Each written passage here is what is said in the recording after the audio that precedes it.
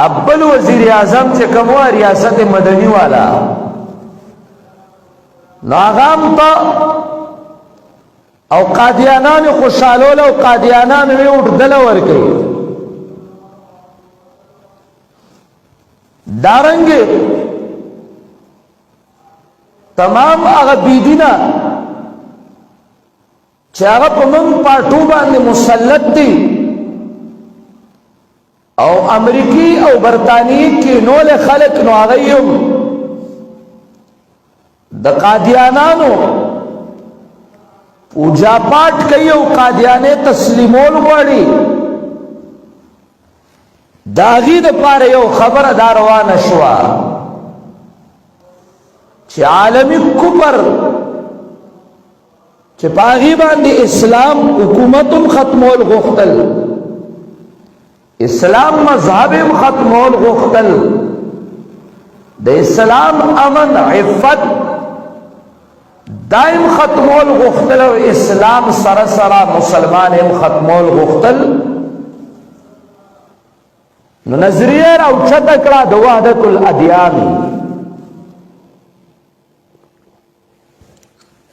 دا وحدت الادیان نظریه را لا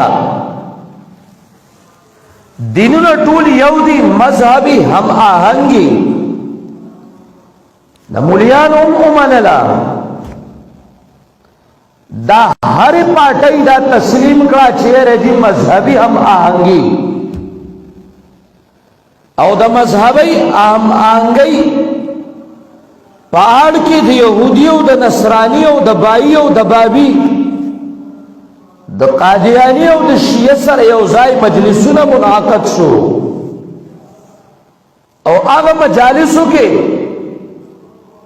عیسائی تسلیم کرے شو نو عیسائی چد حضرت عیسیٰ علیہ السلام پیروکاری کئی او عیسائیت تبر حق وئی نو دے منکر دا ختم نبوت کافر دے یہودی چد حضرت موسیٰ پیروکاری کئی او اغام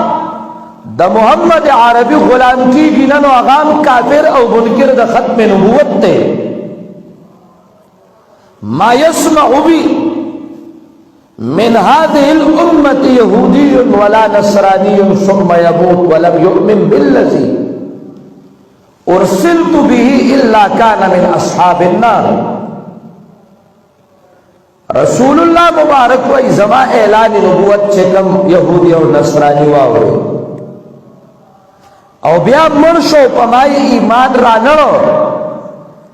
زما ختم نبوت دائی او نمانو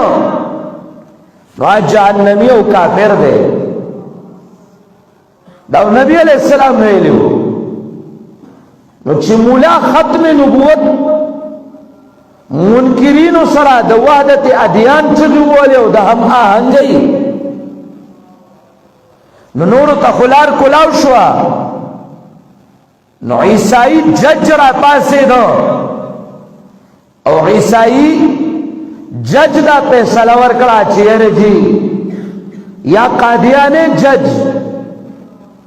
چھ قادیانی تا پاکستان کی تبلیغی آزادی دا دا تبلیغی آزادی را لگ مذہبی ہم آہنگئی دا کفر و دلعنت پہاڑ کے چھ تبلیغی آزادی شوا یہ عیسائی تا تبلیغی آزادی تاور کرنو قادیانی لگے خود پر شیعہ لدی ورکڑا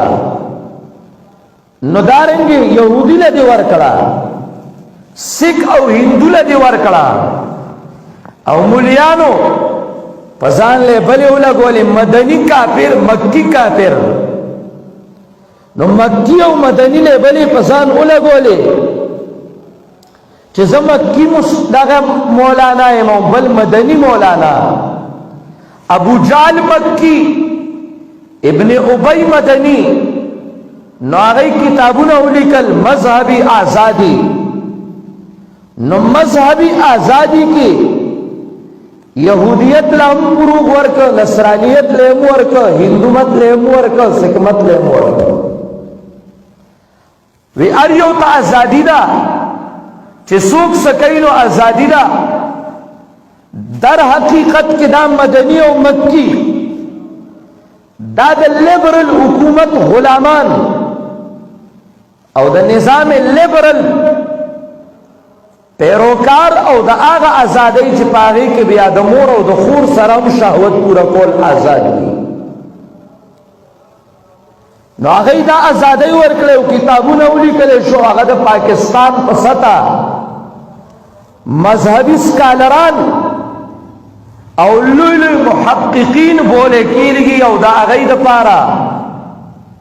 غټې غټې تنخواګانې دي او کله د انډونیشیا او کله د ملیشیا او کله د چین او کله د روس او کله د دوبۍ او کله د شارجې او کله د سعودي دورې چې دی نو هغه مفت کولی کېږي نو چې هغه ازادي شوه نو قادیانۍ پکې هم آزاد شو